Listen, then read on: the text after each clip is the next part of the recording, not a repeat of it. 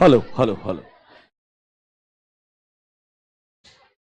Please be seated fast, जल्दी। Left side right side दोनों side, please be seated fast.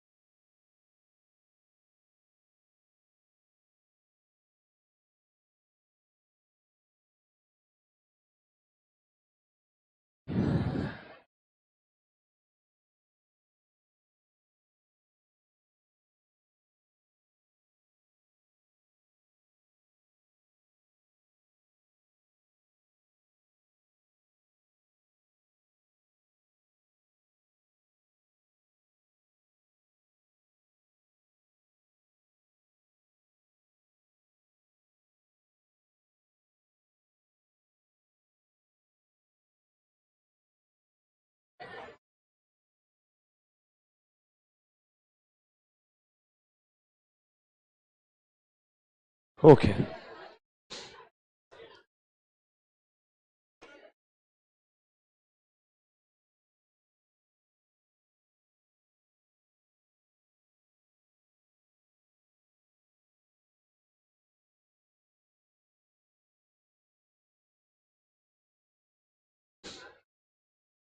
Face to face students, can you just keep quiet for some time? कितना बात करते हो तुम? Break में क्या करते हो तुम लोग? ब्रेक में बात किया करो ना।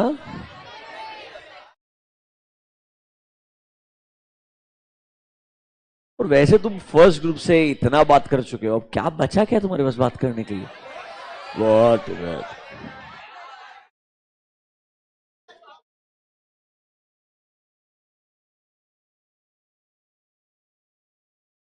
Control. Okay, good evening everyone. I said good evening everyone. कल हमने स्ट्रेटेजिक मैनेजमेंट के लिमिटेशंस को डिस्कस किया था। Today will start with the advantages और इंपॉर्टेंस। नोटबुक में जाइए, गिवन नेक्स्ट हेडिंग।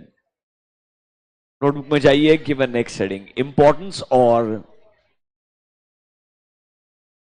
नोटबुक में जाइए, गिवन नेक्स्ट हेडिंग,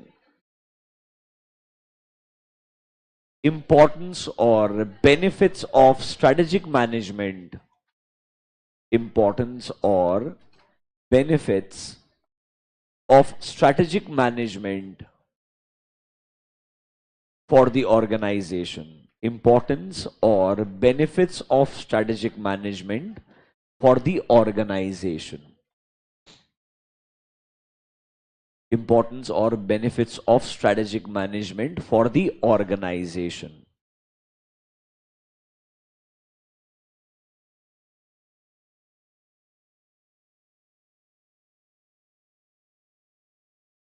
कुछ होमवर्क दिया था तुमको मैंने कल? क्या होमवर्क दिया था? अच्छा, वो अलवेला वाला वाला सा तुम लिखा है क्या तुम लोगों ने आंसर? एक बच्चे का डाउट है तो मैं कंफ्यूज हो गया। सर, होमवर्क नोटबुक में लिखना है या सेपरेट? एक नोटबुक बना ले भाई तू। स्ट्रेटेजिक मैनेजमेंट का एक अलग नोटबुक, बस बहुत हो गया। इधर ही होमवर्क, इधर ही क्लास वर्क, इधर ही सेल्फ स्टडी, जो करना है कर ले, ठीक है? Okay, is that clear? हाँ, इससे याद है मेरे को होमवर्क दिया तुमको मैंने। कितने लोगों ने होमवर्क किया?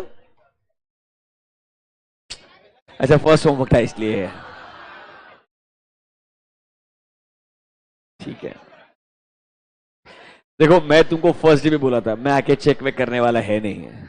मेरे को वो स्कूल तरीके से पढ़ाना पसंद नहीं है। अज्यूम कर रहा हूं तुम मेच्योर्ड है, होमवर्क दिया है, बोला है, समझाया है, किया होगा। Can I assume that and proceed? चलिए, तो बच्चों कल हमने लास्ट डिस्कस किया था कि भाई स्ट्रेटेजिक मैनेजमेंट का मीनिंग क्या है एंड कुछ लिमिटेशंस क्या है।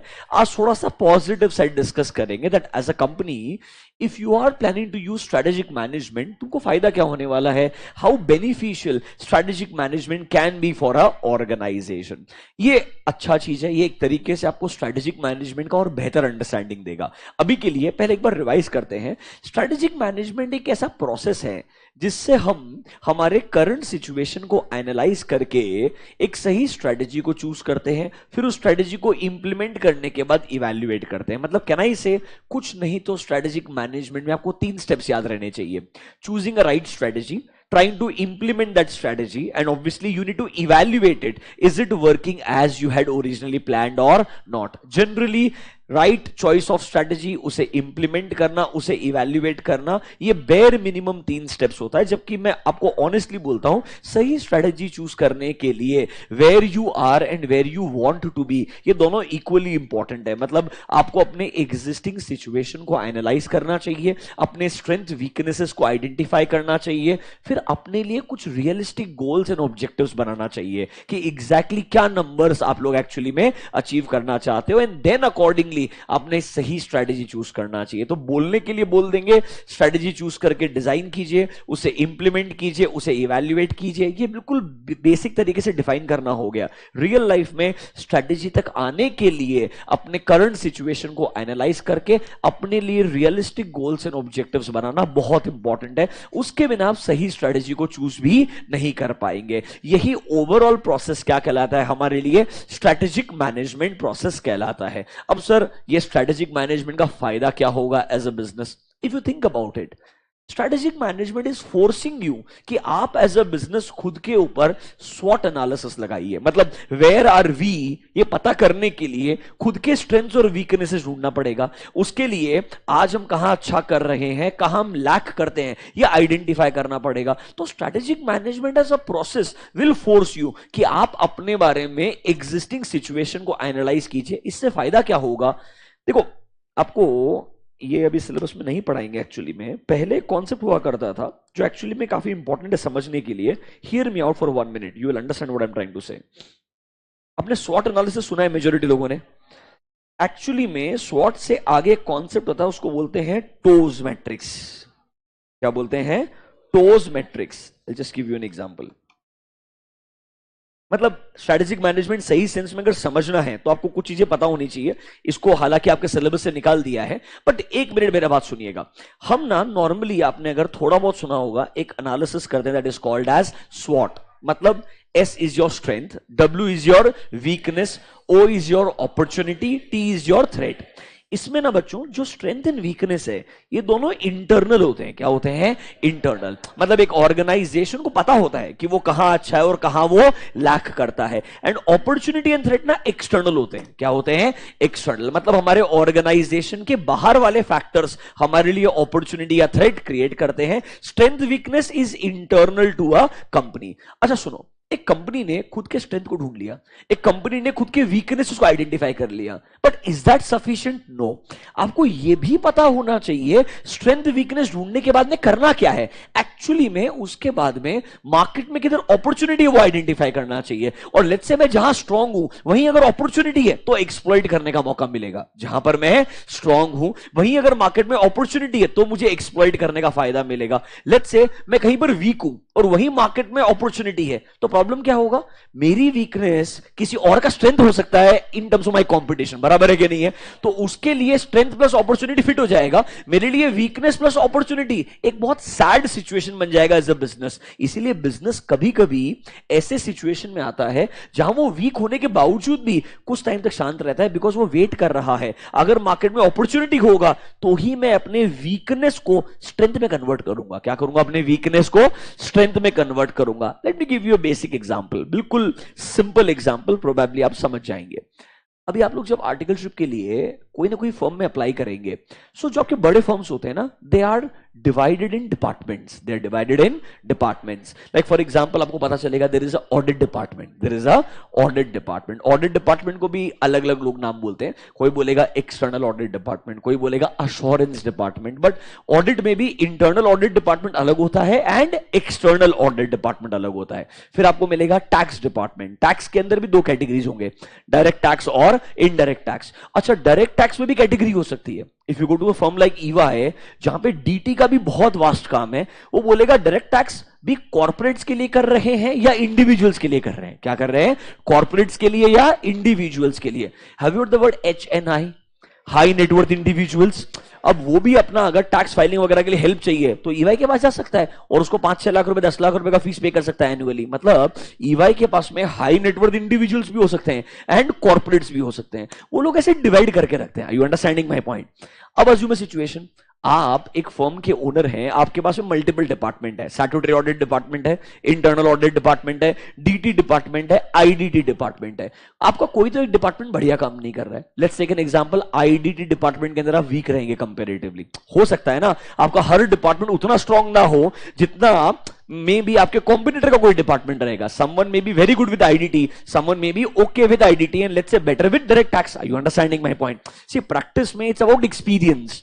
अब जितने अलग अलग टाइप्स ऑफ क्लाइंटल से डील करते हैं उतना आपका अच्छा एक्सपीरियंस होता है और एक्सपीरियंस आपको रेपुटेशन क्रिएट करता है मार्केट में, एंड रेपुटेशन एक्सपीरियंस के बेसिस पे क्लाइंट ड्राइव किए जाते हैं। I hope you are understanding this. तो हो सकता है लेट्स से आप एक डिपार्टमेंट में लैक करते हैं बट आपको लगता है बाकी डिपार्टमेंट को आप अच्छा कंट्रोल करते हैं, बट आपको लगता है आईडीटी के अंदर, I am talking about 6-7 years back, कोई मेजर चेंजेस अभी तक नहीं आ रहे हैं। फिर let's say people get to know suddenly there is a new revolutionary change in the form of GST coming into picture.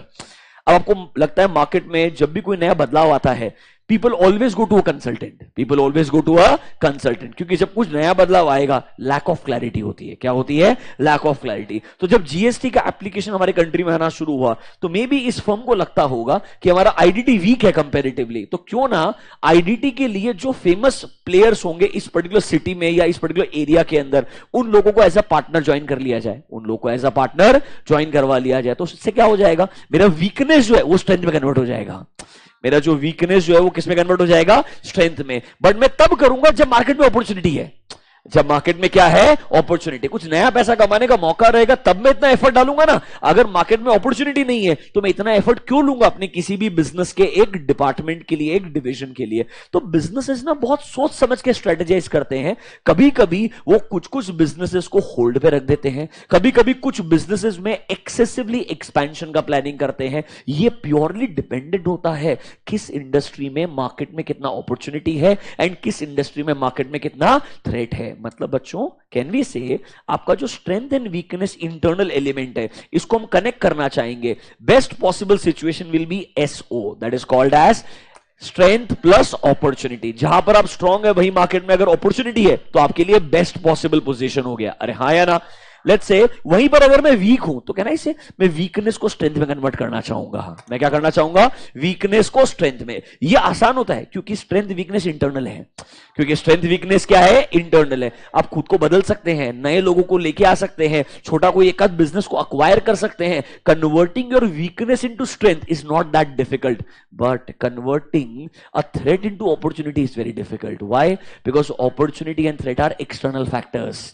वो पॉलिटिकल फैक्टर से ड्राइव होते हैं, इकोनॉमिक फैक्टर से ड्राइव होते हैं, वो आप आसानी से बदल नहीं सकते हैं। इसीलिए लोग ऐसा बोलते हैं इंटरनल एक्सटर्नल दोनों फैक्टर्स पता होने चाहिए। तो कहना इसे स्ट्रेटेजिक मैनेजमेंट आपको फोर्स करेगा कि आप अपने बिजनेस के बारे में स्ट्रेंथ्स को ढूंढें, वीकनेसेस को ढूंढें, अपॉर्चुनिटी को आइडेंटिफाई करें ताकि इन अपॉर्चुनिटीज को आप क्या कर पाए? एक्सप्लॉइट कर पाए। और ऑब्वियसली जो मार्केट में थ्रेट्स आने वाले हैं उनसे अपने आप को क्या कर पाए? डिफेंड कर पाए। तो स्ट्रेटेजिक मैनेजमेंट एक लॉजिकल फ्रेमवर्क देगा जिससे आपका ये डिसीजन मेकिंग क्या हो जाएगा? आसान हो जाएगा। I hope you are understanding this. देखो देयर आर टू वेज बेटा। एक होता है strategizing is purely gut feeling के बेसिस पे, I like this business idea, let's go ahead. But this is not number driven. This is not number driven. This is basically your judgment. मेरे को ठीक लग रहा है ये नया प्रोडक्ट ला करके बेचना चाहिए। ट्रायल एंड एरर मेथड हो गया। कौन सा मेथड हो गया? बिजनेस में बहुत बार ये मेथड चलता है, बिजनेस में बहुत बार ये मेथड चलता है। इसीलिए जो बिजनेस ओनर है उसके एक्सपीरियंस को वैल्यूएबल माना जाता है। क्या माना जाता है? वैल्यूएबल। उसने दुनिया देखी है, उसे मालूम है इस दुनिया में क्या नया प्रोडक्ट बिक सकता है, वो अपने एक्सपीरियंस के बेसिस पे नया प्रोडक्ट लेकर के आ सकता है। दूसरा तरीका होता है जहां पे बिजनेस ओनर खुद इन्वॉल्व नहीं है बट बिजनेस ओनर के बिहाफ पे कुछ एग्जीक्यूटिव्स काम कर रहे हैं। क्या काम कर रहे हैं? कुछ एग्जीक्यूटिव्स। Think about this. क्या एप्पल के one of the founders is he और she running Apple today? No. Radha कोई भी फाउंडर एसोसिएटेड भी नहीं है। उनके बच्चे एसोसिएटेड है क्या बिजनेस से? नहीं ना। डोंट यू थिंक एप्पल का जो current CEO and the board है वो कंप्लीटली अनरिलेटेड है from the founders? Can I say it's a experienced set of people running the business? Do you agree with me or not? वो लोग जब involve होते हैं ना, जो बिजनेस ओनर्स नहीं होते, जो बिजनेस के फाउंडर्स नहीं होते, वो प्योरली नंबर्स के बेसिस पे या स्ट्रैटेजिक लॉजिक के बेसिस के ऊपर डिसीजन लेते हैं। वो बोलेगा कि मेरे को नंबर्स ला करके दो, आज का सिचुएशन क्या है, फोरकास्टिंग क्या है, पॉजिटिव अगर रिटर्न्स लगता है फ्यूचर के अंदर तो हमने ये काम करना चाहिए, वरना हमने ये काम नहीं करना चाहिए। They will drive their decisions purely on the basis of numbers, they will not drive on the basis of gut feeling. Are you understanding this? ये डिफरेंस है, क्योंकि बिजनेस का ओनर एक्सट्रीम रिस्क ले सकता है, बिजनेस को run करने वाले एग्जीक्यूटिव्स रिस्क उतनी ही ले सकते हैं जितना उनका पोजीशन अलाउ करता है, जितना उनका पोजीशन अलाउ करता है, क्योंकि अगर वो गलत डिसीजन लेंगे they can be thrown out of the company. But एक ओनर जो है वो फाइट कर सकता है, बिकॉज उसके पास शेयर होल्डिंग वाला कंट्रोल या पावर बहुत ज्यादा। I hope you are understanding this. So ये एक लॉजिकल डिफरेंस हो गया, सब स्ट्रेटेजिक मैनेजमेंट का पार्ट है, बट थॉट प्रोसेस दोनों के केस में क्या है, अलग अलग है। तो स्ट्रेटेजिक मैनेजमेंट सिंपल शब्दों में हमें अपॉर्चुनिटीज को ढूंढ करके एक्सप्लॉइट करने में हेल्प करेगा, हमें थ्रेट्स को ढूंढ करके उनसे डिफेंड करने में हेल्प करेगा, मतलब डिसीजन मेकिंग में हेल्प करेगा। ये सबसे बड़ा बेनिफिट है, सबसे बड़ा एडवांटेज है किसका, स्ट्रेटेजिक मैनेजमेंट का। Is the meaning clear to you? वो स्वॉट को ही एक्सटेंड करके हम लोग बोलते हैं टोज मैट्रिक्स। कुछ नहीं, स्ट्रेंथ प्लस अपॉर्चुनिटी बना दिया, वीकनेस प्लस अपॉर्चुनिटी, मतलब क्या किया, इंटरनल को कनेक्ट कर दिया with external.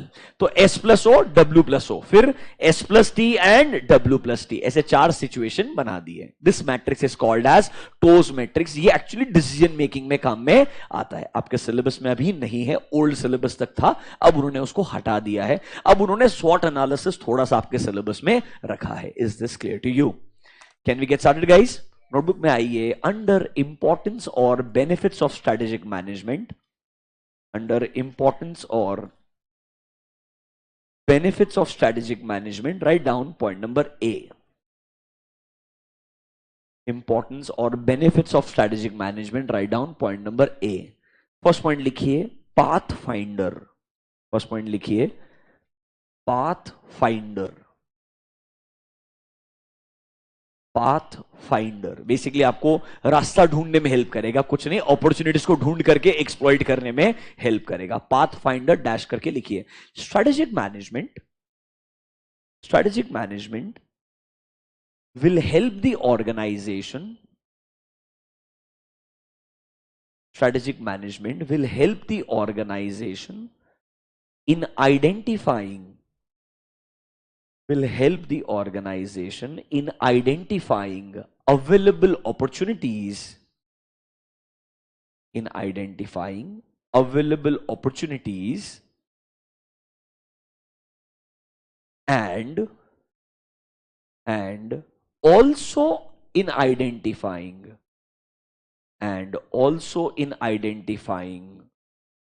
ways and means, and also in identifying ways and means, MEANS, means मतलब रास्ते, ways and means to exploit these opportunities, ways and means to exploit these opportunities। मतलब ये आपको अपॉर्चुनिटीज ढूंढने में हेल्प करेगा एंड उन opportunities को अच्छे से एक्सप्लॉइट करने के जो तरीके हैं वो ढूंढने के अंदर भी हेल्प करेगा। मतलब bottom line, it will act as a path finder. ये आपके बिजनेस को रास्ता ढूंढ करके बढ़िया से उन अपॉर्चुनिटीज को मैक्सिमाइज करने में आपको हेल्प करेगा। This is your advantage number 1। Can I say opportunity से उसने कनेक्ट कर दिया वर्ड पाथ फाइंडर। इस point number 1 clear to you? Write down advantage और benefit number 2। Strategic management will act as a corporate defense. Strategic management will act as a corporate defense. Will act as a corporate defense. Have you heard this word? Corporate defense mechanism. Corporate मतलब planned होता है यहाँ पे. This is not the corporate we are understanding. ये क्या बोलता है?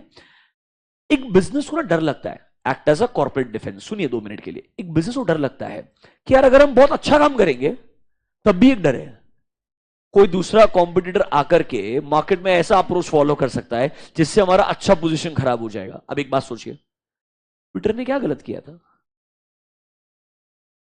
Twitter was doing everything fine. You're understanding this? Suddenly someone came with a strong balance sheet or maybe with a good market value, I would say, balance sheet भी नहीं, उसने बोला मेरे को आगे तुम्हारा धंधा परचेस करने का है। Don't think it was a hostile take over?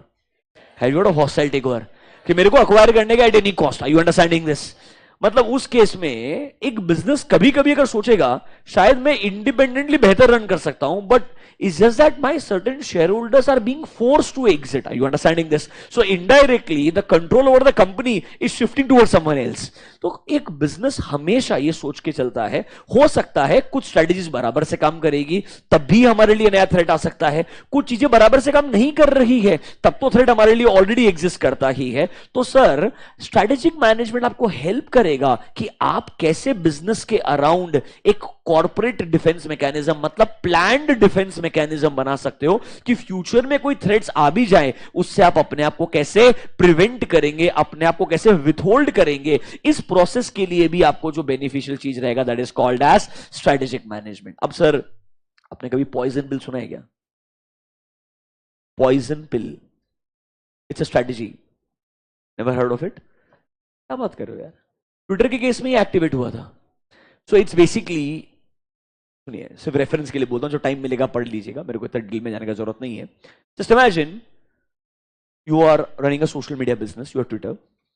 अगर आपको कोई सामने वाला अग्रेसिवली एक्वायर करने के लिए आ रहा है और लेट्स से मुझे बिजनेस बेचना नहीं है या बेचना है तो मुझे लगता है सामने वाले के अग्रेशन की वजह से बहुत लोअर वैल्यू पे नहीं बेचना है, तो आई वुड वॉन्ट कि मतलब मेरा बार्गेनिंग पावर बना रहे। क्या बना रहे? मेरा बार्गेनिंग पावर। अब सर उसके लिए मुझे क्या चाहिए? जो एग्जिस्टिंग इन्वेस्टर्स है they should have a super power, they should have a super power कि कोई नया बंदा आकर के स्टेक खरीदता भी है फॉर एग्जांपल, तब भी प्रोपोर्शनेटली एग्जिस्टिंग इन्वेस्टर्स के पास में एक राइट रहेगा that they can increase the stake along with the voting power faster than the new investor। मतलब नया इन्वेस्टर आकर के पैसा डालेगा वोटिंग पावर के थ्रू, मतलब स्टेक परचेस करे तो वोटिंग पावर भी शिफ्ट होगा, बट मैं बोलता हूं एग्जिस्टिंग इन्वेस्टर के पास में ऑप्शन है, एज अ बोर्ड वो लोग सामने आएंगे बोलेंगे ये एक नया हॉस्टाइल टेक ओवर हो सकता है क्योंकि ये इन्वेस्टर का इंटेंशन अच्छा नहीं है, ये प्राइस को कम रिड्यूस करना चाहता है, पूरे बिजनेस को खरीदना चाहता है। अगर बोर्ड ने ये अप्रूव कर दिया तो एग्जिस्टिंग इन्वेस्टर के पास पावर आ जाएगा कि वो लोग नया स्टेक खरीद सकते हैं एंड अपने वोटिंग पावर को और प्रोपोर्शनेटली फास्टर स्पीड से बढ़ा सकते हैं in comparison to a new investor. This power will be within the company, but this will be exercised only when there is a extreme situation. This was done in case of Twitter. जब हमको लगा कि for example सामने वाला, I am talking about Elon Musk, I hope you know that right, ये literally put a sink in the Twitter's office, I hope you know that right, you know the entire fiasco, तुमको मालूम है ना? तुमको नहीं पता ऐसा लग रहा है। He acquired Twitter and then he entered the Twitter head office with a sink, saying that I acquired this. You're understanding my point? It was complete aggression. And when this all started, and he, मतलब, threatened them, I will buy you out. एक होता है I want to buy, I'll buy you out. You're understanding this? सामने वाला तुमको aggressively बोल रहा है मैं तुम्हें खरीद करके उसके बाद जो कर रहा है वो करेगा। Are you understanding that? उसने एग्जिस्टिंग बहुत सारे लोगों को सैक भी कर दिया इमीडिएटली। सो कैन आई से इट वाज क्लियर? अब एक उल्टा चीज सोचिए, जिन्होंने बिजनेस को बनाया है, इतने साल तक रन किया है, आपके पास जो पहले 100 एम्प्लॉइज रहेंगे, डोंट यू थिंक उनका हक बनता आपके बिजनेस के ऊपर? सडनली कोई नया बंदा आकर के अक्वायर करता है और आपके पहले 100 एम्प्लॉइज में से 90 लोग को बोलता है गेट आउट, तो आपने एज अ ऑर्गेनाइजेशन अपने आप को रोका किधर है, प्रिजर्व किधर किया? You understanding this? Now this is a extreme case जो हमने देखा है एक दुनिया के अंदर, नॉर्मली ऐसा नहीं होता है, this was a rare circumstances. सब एक्टिवेट किया, पॉइजन वगैरह सब लगाया, कुछ नहीं, he technically bought everyone. You're understanding this? Like all the investors who were there at a lower level, they all agreed to sell him at a more than fair price. Why, how? Let's not get into this. Are you understanding this? Achha, by the way, he did not have this money. You know that, right? He did not sell his Tesla shares so much to buy out. He borrowed money. You know that, right? He borrowed money, and apparently a lot of Gulf investors are involved. You don't know what I mean, right? Gulf side का बहुत सारा investors ने funding दिया है, obviously 2-3 बड़ा institutional investors भी है जिससे उसने पैसा बोरो किया और फिर उसने अक्वायर किया। It's like after 10 years, just imagine if I want to become the president of United States, I control Twitter that controls the sentiments of the country, and it truly does, trust me. In our country इतना value नहीं देते हम, है पर इतना नहीं है, उधर बहुत ज्यादा है कंपेरेटिवली। बहुत ज्यादा. It's very very valuable. So indirectly that gives me control over the sentiment of people in the country, and I can drive the sentiment in any direction, if you know rationally what I mean to say. We have also experienced, but you know what I mean, right? But it can be extreme there. कुछ नहीं, आपको strategic management help करता है कि it can act as a corporate defence. मतलब planned तरीके से आप अपने आप को क्या कर सकते हैं, डिफेंड कर सकते हैं. डैश करके लिखिए, डैश करके लिखिए. स्ट्रेटेजिक मैनेजमेंट, उसने सोचो ना नाम भी चेंज कर दिया, एक्स नाम रख दिया. दिस इज हाउ, लाइक मतलब यू नो यंग बच्चा होता है ना कोई ऐसा, उसको जो मना किया ना सब उल्टा उल्टा करूंगा मैं, तो क्या करता है. It's like that behaviour, your understanding, little irrational sometimes. Don't you feel that? ऐसा नहीं यार, फीलिंग नहीं आता क्या? I am just asking you, I don't want to support, I am just asking. ऐसा लगता है ना कभी कभी? Very good, we are on the same page. Dash करके लिखिए. Strategic management, strategic management can serve as a planned defense mechanism. Strategic management can serve as a planned defense mechanism against planned defense mechanism against mistakes and pitfalls. Against mistakes and pitfalls. कुछ नहीं, तुम गड्ढों में गिर सकते हो, strategic management आपको help करेगा. Basically it will help you from making wrong decisions. See as a business you can make lot of wrong decisions. हम एज अ स्ट्रेटेजिक मैनेजमेंट आपको हेल्प करेंगे कि आप एक गलत डिसीजंस ना लें. Like for example think about it. You know Tatas were also criticise for Tata Nano. That, you know, although the way it was presented, but the way it was executed, there was a little gap. I hope you're understanding this.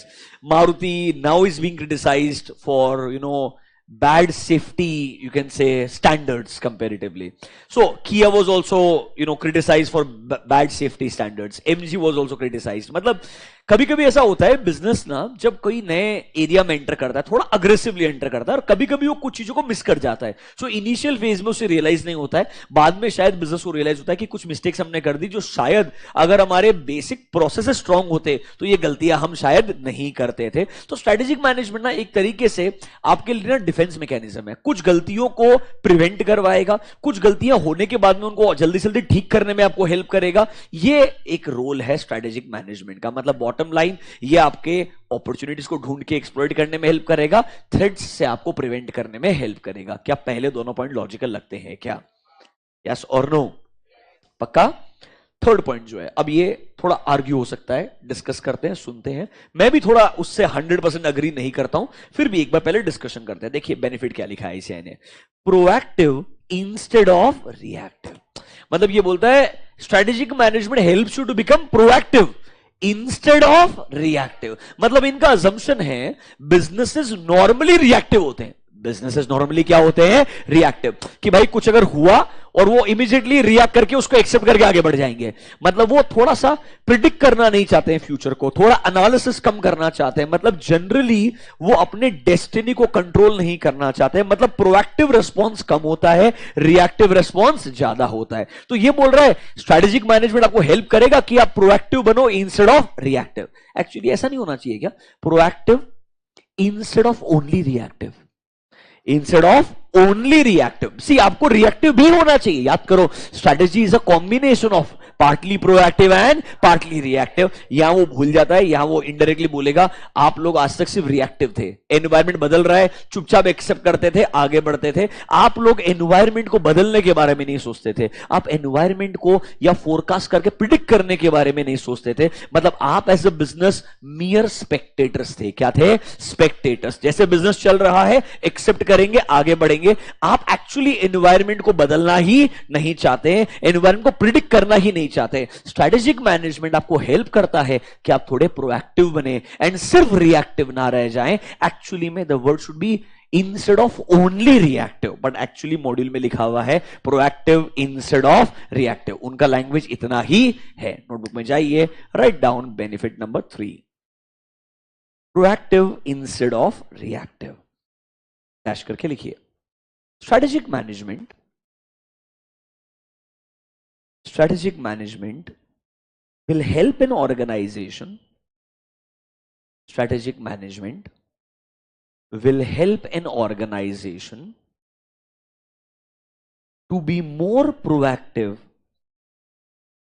will help an organization to be more proactive instead of reactive, more proactive instead of reactive in shaping its future. Instead of reactive in shaping its future. Full stop. Therefore, organizations, full stop. Therefore, organizations will be able to, therefore, organizations will be able to control their own destiny. Will be able to control their own destiny in a better manner. Will be able to control their own destiny in a better manner. कुछ नहीं, time pass है. Spend 2 minutes, तीनों advantages को पढ़िए. Are you comfortable with these 3 at least?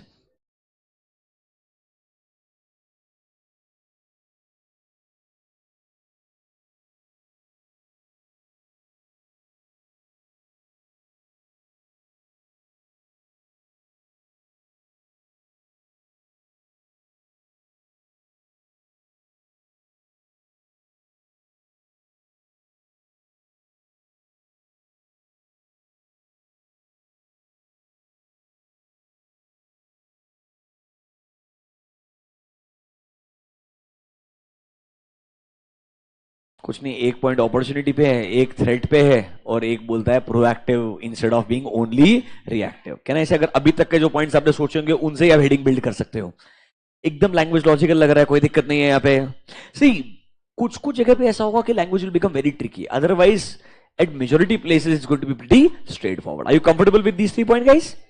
अगला वाला point actually में अच्छा है और हमने ये डिस्कस भी किया है. याद है क्या? हमने स्ट्रेटेजिक मैनेजमेंट के 2 ऑब्जेक्टिव पढ़े थे. क्या पता तुमको? एक दिन पहले पढ़े थे ना, भूल जाओगे. जाओ जो नोटबुक के अंदर जाओ, शाबाश. Read the meaning of strategic management, read 2 objectives. कोई चांस नहीं है याद रहने के. Will it help you to create and achieve competitive advantage? वही तो एक ऑब्जेक्टिव था. And it will help the business to navigate in the changes in the business environment. जब एनवायरमेंट बदलते रहेगा तो बिजनेस उसको आसानी से नेविगेट कर पाएगा, एक्सेप्ट करते हुए आगे बढ़ते जाएगा. 2 ऑब्जेक्टिव लिखाए थे कि नहीं लिखाए थे? एक्चुअली जो पहला वाला था वो सबसे इंपॉर्टेंट था. यहां वापस वही बात आने वाला है. Here me out. Strategic management आपको हेल्प करेगा इन डेवलपिंग कोर कॉम्पिटेंसीज. 2 वर्ड है बच्चों. हमें अचीव करना है कॉम्पिटिटिव एडवांटेज. क्या अचीव करना है? Competitive advantage. कॉम्पिटिटिव एडवांटेज ना एक पोजीशन है कि भाई आप आज की तारीख में प्रॉफिटेबिलिटी टर्म्स के अंदर, मार्केट शेयर के टर्म्स में, रेवेन्यू टर्म्स में बहुत बेटर परफॉर्म कर रहे हो against your competitor. You are performing way better against your competitor. ये पोजीशन है, ये आप अचीव कर चुके हो. This is called as competitive advantage. ये अचीव करने के लिए कुछ तो आपके बिजनेस में स्किल्स होने चाहिए, क्वालिटीज होनी चाहिए, जिस वजह से आपके प्रोडक्ट्स एंड सर्विसेज को प्रिफर किया जाएगा अगेंस्ट अ कॉम्पिटिटर. मतलब कॉम्पिटिटिव एडवांटेज एक ऐसा पोजीशन है जिसे अचीव करने के लिए हमें कोर कॉम्पिटेंसीज चाहिए. क्या चाहिए बच्चों? Core competencies. कॉम्पिटेंसीज का मतलब है क्वालिटीज. कॉम्पिटेंसीज का मतलब है क्वालिटीज. कुछ ऐसी कोर क्वालिटीज या हम बोल सकते हैं स्किल्स जिनकी वजह से एक इंसान एक बिजनेस को प्रेफर करता है ओवर इट्स कॉम्पिटिटर. तो आपको ये कोर कॉम्पिटेंसी ना बिल्ड करना पड़ता है. क्या करना पड़ता है? Build. Now how to build a core competency आगे चैप्टर नंबर 2 और 3 के अंदर आने वाला है. बट उसके लिए अल्टीमेटली कौन सा प्रोसेस हेल्प कर रहा है? Strategic management. तो स्ट्रेटेजिक मैनेजमेंट मुझे कोर कॉम्पिटेंसीज बिल्ड करने में हेल्प करेगा, जिससे अल्टीमेटली मैं क्या अचीव कर पाऊंगा? Competitive advantage. BCom level example लेता हूं. Have you heard of a company called as LVMH? Louis Vuitton सुना है आप लोगों ने? The parent entity is called as LVMH. Do you know what is the secret behind LVMH? Why they have been so successful in business? Louis Vuitton नाम तो सुना है कम से कम, बराबर है. The original entity is not just Louis Vuitton. It was actually a alcohol brand also. Hennessy and designer brand together वो मर्जर होकर के LVMH बना था. ना अभी के लिए उस पूरा LVMH ग्रुप का कुछ तो सीक्रेट रहेगा ना. Anyone at the back? Perfect. Only one thing. It believes in acquiring right businesses. LVMH started itself as an acquisition. मतलब उनका एक ही थॉट प्रोसेस था. Mister Bernard who is the one of the cofounders you can say, control पूरा उनके business के अंदर, उनके फैमिली के अंदर ही है पूरा का पूरा. ही ओनली टेक्निकली कंट्रोल्स एवरीथिंग, ऐसा मान के चलो. Net worth is more than $200 billion. Top 10 richest people in the world के अंदर आते हैं. एंड बहुत टफ है बिना टेक बिजनेस होकर के उस पोजीशन पे आना. सी टेक गिव्स यू मनी, ये दुनिया को पता है, बराबर है कि नहीं है? But fashion luxury giving you so much money is rare. See, it gives you money, but giving you so much money is actually very, very tough. And they don't even belong to US. Understand? See, they belong to European region, but still, अभी भी अगर आप वैसे देखेंगे तो control जो है वो अमेरिकन कंपनीज के पास सबसे ज्यादा है इन टर्म्स ऑफ वैल्यूएशंस. जो एक फायदा मिलता है वो आसानी से दूसरे कंपनी को, दूसरे बिजनेस को नहीं मिलता है. वाई? उनका थॉट प्रोसेस एक ही था. पूरा स्टोरी पढ़ेंगे ना अगर, अब ऑब्वियसली 1985 में 15 मिलियन होना भी बड़ा बात था, पर 1985 में 15 मिलियन से 200 बिलियन टुडे, दे से it's a story of pure acquisitions. उन्हें जो धंधा लगाना बढ़िया है. फॉर एग्जांपल सिंपल, यूरोप ना हमेशा से एज अ रीजन बहुत ही you can say over privilege था. क्या था? हमेशा से over privilege. They had lot of money since always. Do you get my point? And how, why, let's not get into history. But उसकी वजह से bottom line, they had always fancy कि दुनिया में जो बड़े ब्रांड्स है, डिजाइनर ब्रांड्स है, word designer word, so designer जो चीजें होती है वो सबसे ज्यादा वहां बिकती है. तो इनका थॉट प्रोसेस एक ही था. जो डिजाइनर सबसे ज्यादा फेमस होता है वो वैल्यू डिजाइनर का नहीं है, वो वैल्यू उस ब्रांड का है. एक पॉइंट के बाद इंसान को सब भूल जाएंगे पर वो नाम को याद रखेंगे, बराबर है कि नहीं है? So he always believed in acquiring those businesses. Rather they say it all started by acquiring a brand called as Dior, DIOR, one of the most fanciest brand. अब वैल्यू इतना नहीं है, बट एक जमाने में जब उन्होंने एक्वायर किया था, it was a loss making entity, but he acquired at a very heavy price, saying I just want to only acquire those famous designers जिनका एक रीजन के अंदर कंट्रोल है. If I control all these big brands of the world, so indirectly I control the sentiment of the world. Indirectly I control the sentiment of the world. तो जितने भी दुनिया के सबसे बड़े बड़े ब्रांड्स बिल्ड होते गए इंडिविजुअल लेवल पे, LVMH just kept on acquiring. Pure simple model, खुद से नया करने के लिए जाने का जरूरत ही नहीं है. सिंपल चीज है, जो धंधा बढ़िया चल रहा है उसे बस अक्वायर करना. All those businesses which are individual driven, all those businesses which are individual driven, because they are easy to acquire, because they are easy to acquire. Think about it, 5-6 years back, what is RIL doing in India? मतलब अब RIL अपना जियो retail और अपना core business छोड़ दीजिए, उसके अलावा हर छोटे बिजनेस को अक्वायरी तो कर रहा है. Bottom line, they also realise कि आप खुद से कितना ब्रांड बिल्ड करेंगे, इसके बजाय जो ऑलरेडी बिल्ड है, जो ऑलरेडी अप एंड रनिंग है, उसे खरीदना कंपेरेटिवली आसान है. एंड फिर अपने एक्सपर्टीज को यूज करते हुए उसे एक्सप्लॉइट करना चाहिए. सो LVMH knew if they acquire right brands, mostly European region के अंदर, they will be able to sell these brands in a country like US and Japan. Because these countries have hell lot of money, but the brands belongs to Europe. Are you understanding this? I acquire them here and then I try कि ये products को इन countries में हमारे तरीके से बेचा जाए. मतलब बेसिकली वो जो bespoke होता है ना, एक डिजाइनर ने अपने हिसाब से बनाया, इसने बोला डिजाइनर का नाम वैसा होना चाहिए, प्रोडक्ट वो वही बनाएगा जो मैं उसको बोलेगा. I just want to sell more and more products which are very, very expensive in different countries, and this always worked in his favor. And आप लिटरली नोटिस कीजिए कि अभी भी ब्रांड के पीछे फेवर अभी भी कम नहीं होता है. when it comes to your clothing brands, when it comes to your lot of your watch and other areas, अभी भी यहाँ पे ब्रांड का फेवरिज्म बहुत ज्यादा एग्जिस्ट करता है. इसीलिए उससे पैसा बिल्ड करना इतना मुश्किल नहीं है. Just imagine the thought process was clear, सिर्फ हमें अक्वायर करना है. Don't you think this can also become a core competency? Core competency is any quality जिसकी वजह से आप बेहतर परफॉर्म कर रहे हैं. Because of this I kept on acquiring. I think they have some 70-75 biggest brands of the world that are owned by one brand. Do you get my point? So bottom line, इनमें से जो भी चलेगा, जो भी aggressively आगे बढ़ेगा, उसका पूरा कंट्रोल मेरे पास रहने वाला है. ओके, एनीवेज नोटबुक में जाइए, लिखिए point number 4. Helps in developing core competency. Helps in developing core competency. helps in developing core competency. Dash करके लिखिए.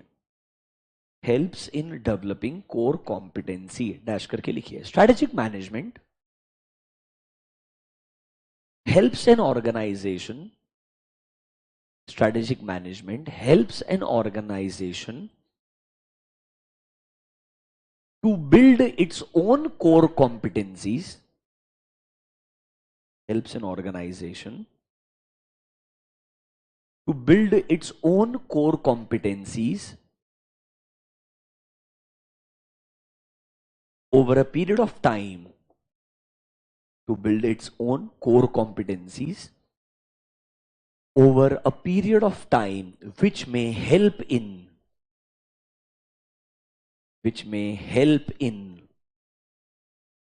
achieving competitive advantage, which may help in achieving competitive advantage।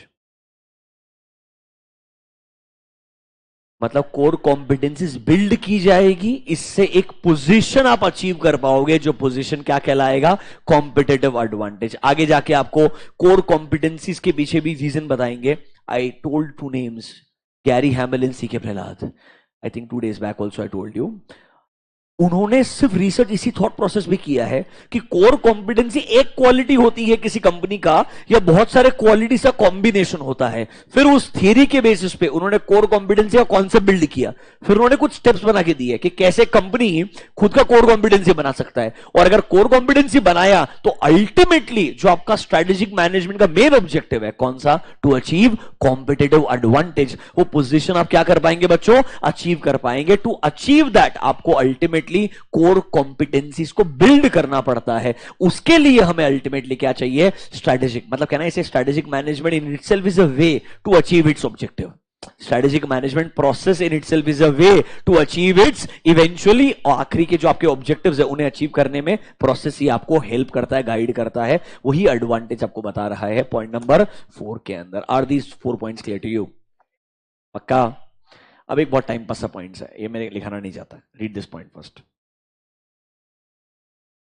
Sir environment dynamic है, कितने साल तक business चल पाएगा? अगर आप चाहते हैं बिजनेस चलता रहे चलता रहे चलता रहे, तो अल्टीमेटली आपने क्या यूज करना चाहिए, स्ट्रेटेजिक मैनेजमेंट। टाइम पास एक सिंगल सेंटेंस लिख के उड़ा दो। Write down point number 5।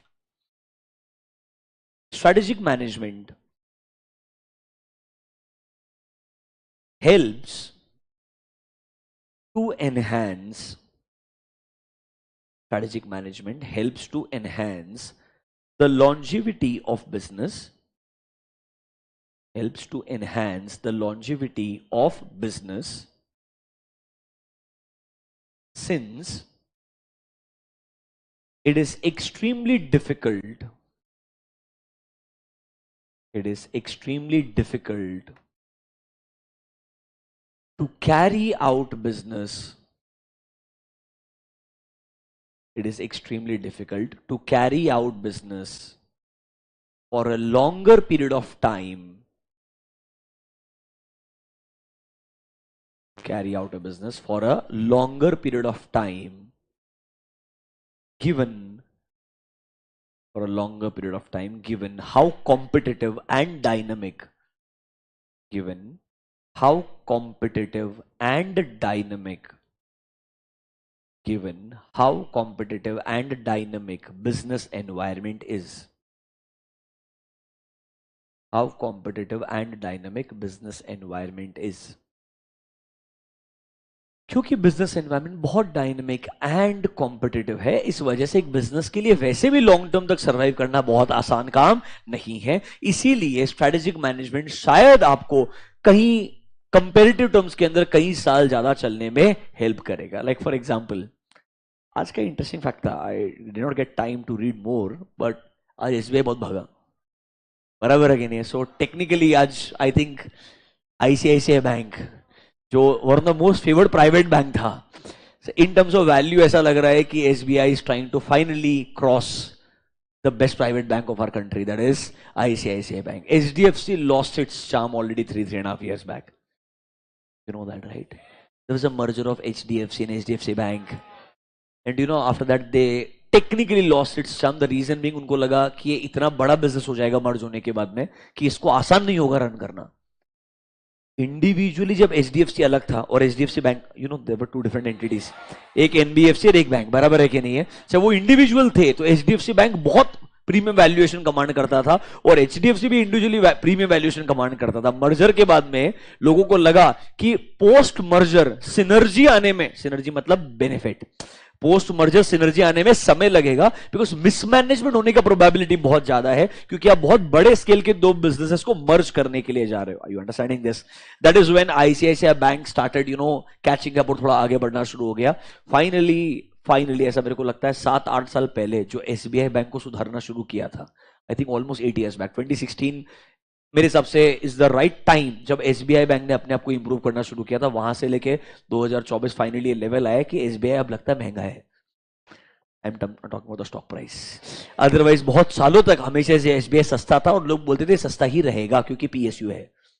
अरे ये सस्ता था, हर किसी को मालूम था, पर हर किसी को सस्ता ही रहेगा क्योंकि ये प्राइवेट बैंक नहीं है, ये क्या है? पीएसयू स्टॉक है। I hope you are understanding this. अब वो बोलते नहीं नहीं पीएसयू तो क्या हुआ, एसबीआई है। कैन आई से the thought process is changing eventually. Obviously 8 साल का प्रोसेस है यार, मतलब ये कोई ओवरनाइट ऐसा नहीं हुआ कि 1 साल में सब बदल गया है। They started you know having better control since 2016, business model improve किया उन्होंने, अपना वो जो इमेज था लंच टाइम में सोने का, you know what I mean right, extra lunch time वाला, कितना उन्होंने रीबिल्डिंग किया थॉट प्रोसेस को, टेक वाइज थोड़ा अपने आप को इंप्रूव करने का ट्राई किया, you know what I mean right. फिर कभी कभी गवर्नमेंट उनके लिए नए हर्डल लेके आता है, छोटे छोटे बैंक है मर्ज कर दो एसबीआई के अंदर, कुछ समझ में नहीं आता, सब एसबीआई को काम दे दो, यस बैंक डूब रहा है एसबीआई को काम दे दो, मतलब you know what I mean right. So SBI को ऐसा रेस्पॉन्सिबिलिटी भी मिलते रहता था जो उसको चाहिए ही नहीं था बेचारे को, मतलब इनडायरेक्टली आपने उसको बर्डन भी तो रखा है इनडायरेक्टली, इस वजह से ओवरऑल उसको ये पीरियड लगा। But you need to be proud of this कि इंडिया का पीएसयू स्टॉक इतना अच्छा कर रहा है। It's nice. Anyways doesn't matter. Do you understand point number 5? Is that clear to you? Let's read one last point, discuss करते हैं, सिर्फ एक सेंटेंस लिख करके क्लोज कर देंगे। आइए read point number B, provides framework for decision making. ये point number B and F दोनों सिमिलर साउंड करेंगे, इसे दोनों को कंबाइन करके एक लॉजिकल सेंटेंस लिख देंगे।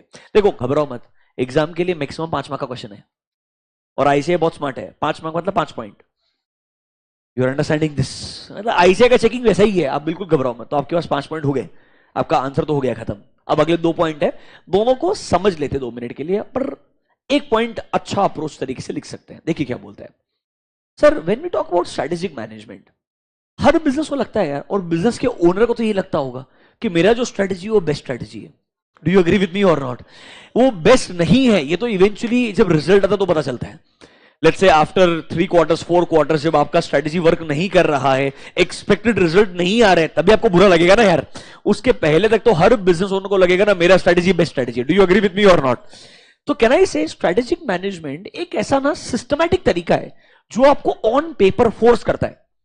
वी बिलीव कि तुम्हारा गट फीलिंग सही है, पर तुम एक काम करो, ऑन पेपर लिखो तुम्हारे स्ट्रेंथ क्या है, ऑन पेपर लिखो तुम्हारी वीकनेस क्या है, ऑन पेपर लिखो तुम्हारे पास मार्केट में अपॉर्चुनिटी क्या है, फिर तुम मुझे बोलो तुम्हारा यही स्ट्रेटजी सही स्ट्रेटजी क्यों है। Basically it forces you to actually to write this down over a piece of paper or over a PPT that actually makes you think कि मैं जो सोच रहा हूं, मैं जो बिजनेस में डिसीजन ले रहा हूं, क्या वो मेरे लिए एक्चुअली में सही है, या शायद मुझे एक पॉइंट ऑफ व्यू से ठीक लग रहा होगा बट शायद अदर पॉइंट ऑफ व्यू से उतना अच्छा नहीं होगा। मतलब एक फ्रेमवर्क बना के देता है जिससे आपका डिसीजन मेकिंग आसान हो जाता है, एक लॉजिकल डायरेक्शन प्रोवाइड करता है जिससे आप डिसीजन मेकिंग इजीली ले सकते हो। मतलब it tells you, you start with where are we, it tells you after this decide your vision mission, it tells you look for different strategies, it tells you evaluate these strategies। अगर ये logical steps नहीं होते तो शायद एक strategic management का process जब इंसान अपने जजमेंट के बेसिस पे लगाता ना तो पहले सोचता मेरे को लगता है ये बिजनेस के अंदर फ्यूचर में यही चीज नहीं हुई है, यही होना बाकी है, ये हो जाएगी। क्या नहीं सही है? ये प्योरली आपका जजमेंट और गट फीलिंग है, इसके पीछे लॉजिक जो है वो नहीं है। हो सकता है 10 में से शायद 2 बार ये सही भी चले जाए, पर कहने से 8 बार गलत भी जा सकता है। सो इसीलिए स्ट्रेटेजिक मैनेजमेंट एक लॉजिकल अप्रोच है जो आपको ऑन पेपर पूरा फ्रेमवर्क बनाने के बाद में बोलेगा अब आपने डिसीजन लेना चाहिए, डिसीजन लेने के बाद में नहीं बोलना चाहिए अब सही प्रूव कर दूंगा मैं। You understanding their is a difference in both? समझा क्या है? नोटबुक में जाइए, write down the last sentence. Strategic management provides a logical framework strategic management provides a logical framework for all major business decisions. Logical framework for all major business decisions. In other words, all major business decisions. In other words, it gives a direction to the company. It gives a direction to the company to move ahead. It gives a direction to the company to move ahead. दोनों point को हमने मर्ज करके एक logical sentence लिख दिया है. ये मेरे हिसाब से आखिरी बेनिफिट या एडवांटेज है. किसका? स्ट्रेटेजिक मैनेजमेंट का. अब एक काम कीजिए, अब हमने मॉड्यूल्स में आई है पेज नंबर 1.5. एक दो सेंटेंसेस आपको रीड करवाता हूं जो आपके क्वेश्चन में आईसीआई इंक्लूड कर सकता है. घुमा फिरा करके पूछेगा इंपॉर्टेंस या बेनिफिट से, बट वो क्वेश्चन फ्रेमिंग किस तरीके से कर सकता है वो मैं आपको हेल्प करता हूं. Come to page number 1.5. Are you there? Sad हो गए यार तुम. 6:30 होते तुम्हारा हालत खराब हो गया ऑलरेडी. कल 7:30. ओ मेरे को पता ही नहीं था. तो मैं कुछ दिन पहले बोला था, तुम मेरा बात सुनते नहीं हो. बस प्रॉब्लम ये है. कोई बात नहीं, इट्स ओके. मैं कुछ नहीं किया. मैं तुमको एक बात बोलूं क्या, मैं वो एकदम डिसिप्लिन बच्चा है. मैं मेरा टाइम अगर डिफाइन कर दिया ना, मेरा फिक्स है सब कुछ. You know what I mean. मैं वो डिसाइड करने से पहले 50 बार सोच लेगा, पर एक बार मैंने बोल दिया बस बात खत्म. उसके बाद मैं चेंज नहीं करता है. हाँ, कभी कभी चेंज करना पड़ता है, but in general obviously things में not go as you had expected. Your strategy may hit a stone wall. You need to be little bit reactive in nature also. हो सकता है कि नहीं हो सकता है. Generally it, समझा ना, reactive approach बताया. Generally it won't happen. अगर हर दिन होए तो फिर ये strategic management नहीं है. समझ रहा है क्या मेरा बात? फिर तुम कुछ भी कर रहे हो. चलो अभी के लिए importance of strategic management. Just read a sentence. Come to page number 1.5. Read point number 3. 1 and 2 time pass है, वो कुछ तो स्टोरी टेलिंग कर रहा है फालतू का. थर्ड पॉइंट पढ़ो. Are you there? Third point notebook का नहीं, यहां का. नोटबुक में क्या था तुम? हाँ चलो. Each organisation has to build its competitive advantage over the competitor in the business warfare in order to win. कुछ नहीं, हर कंपनी को कॉम्पिटिटिव एडवांटेज क्रिएट करने का है जिससे उसको फायदा मिलेगा in comparison to their competitors. बराबर है कि नहीं है? This can be done only by following the process of strategic. तो एग्जाम में कहानी लिखेगा, you are being hired as a business adviser, consultant, director, कुछ तो बनाएगा आपको. ठीक है. ऑर्गेनाइजेशन वांट्स टू अचीव और create competitive advantage, and organization wants to use a process of strategic management. Kindly explain in detail the importance or benefits of this process. कुछ नहीं, तुमसे वो indirectly क्या पूछेगा? Benefits or importance. But they can use this sentence number 3 for the purpose of question formation. आगे देखो जरा, ऐसा लग रहा है कि SM का definition लिख रहा है. आपने एनालिसिस करना चाहिए, where are we, where we want to be. फिर अपने स्ट्रैटेजी बनाना चाहिए, फॉर्मुलेशन ऑफ स्ट्रैटेजी. फिर स्ट्रैटेजी को आप क्या करेंगे? इंप्लीमेंट करेंगे. फिर उसे क्या करेंगे? इवैल्यूएट करेंगे. इवैल्यूएट करना, कंट्रोल करना सेम ही होता है. It should be not evaluation and control, it should be evaluation और control. Bottom line they both are similar. Can I say definition of strategic management ही लिख रहा है, बट वो आपको पॉइंट नंबर 3 यूज करके क्वेश्चन फॉर्मेशन करेगा. Competitive advantage create करना है, you want to use a process called as strategic management process. तो sir define what is strategic management and explain इसके इंपॉर्टेंस और बेनिफिट्स क्या है. तो पहले आप क्या करोगे? स्ट्रेटेजिक मैनेजमेंट डिफाइन करोगे. अरे पहले आप क्या करोगे? स्ट्रेटेजिक मैनेजमेंट डिफाइन करोगे. मतलब 1-2 पेज पीछे जो डेफिनेशन लिखा है, अरे it is a managerial process of vision, mission, goals and objectives. याद आया क्या? crafting a strategy, implementation, evaluation and initiating corrective action. पहले आप डेफिनेशन लिखोगे, फिर बोलोगे following can be different benefits और advantages of using a strategic management, और फिर आप कोई भी 4-5 पॉइंट लिख देंगे. Is this clear to you? Will you be able to write this question? Are you feeling comfortable? So we are done with meaning of strategy, meaning of management, meaning of strategic management, its advantages and its limitation. Should we discuss few questions? एक दो question देखें ICI के, फिर हम आगे बढ़ेंगे next topic के ऊपर. चलिए.